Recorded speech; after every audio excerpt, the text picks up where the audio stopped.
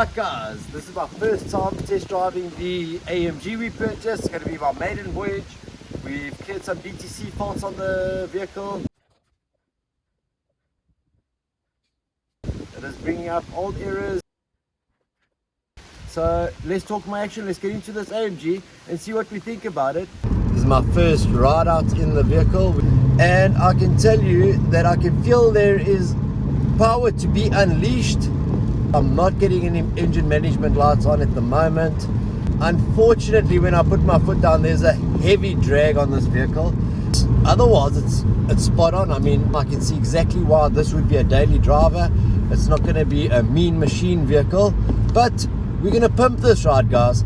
We're going to, hopefully with your comments and suggestions, get this thing looking the way it should look, and hopefully with a little bit of mechanical tweaks, get this thing driving the way it should. So stay tuned, like, share, subscribe. Menace Rides.